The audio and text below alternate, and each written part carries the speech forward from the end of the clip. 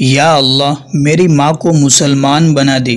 خانہ کعبہ میں امی کے لیے دعا کرنے والے نوجوان کی والدہ نے اسلام قبول کیا۔ دوستو، بہت ہی وائرل ویڈیو چل رہا ہے۔ انسان کی زندگی میں ایسے کئی لمحات آتے ہیں جب وہ اہم بن جاتا ہے۔ ایک بیٹا بھی جب اپنے والدین کو بڑی مشکل سے بچا لیتا ہے تو وہ خاص بن جاتا ہے۔ اس خبر میں آپ کو ایک ایسے نوجوان کے بارے میں بتائیں گے۔ سوشل میڈیا پر ایک ویڈیو نے سب کی توجہ اس وقت حاصل کی جب ایک ماں اور بیٹے کی دلچسپ کہانی سامنے آئی۔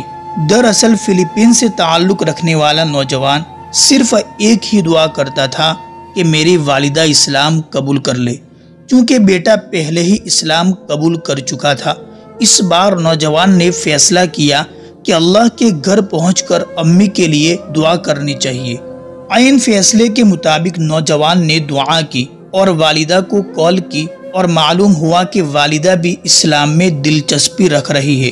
یوں اس طرح نوجوان کی یہ خاص دعا قبول ہوئی۔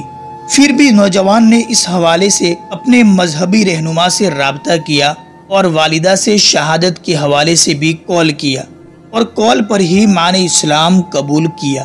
اس منظر نے بیٹے کی آنکھوں کو تو نم کر ہی دیا تھا، تب بھی صارفین کے بھی دل اس ویڈیو نے جیت لیے۔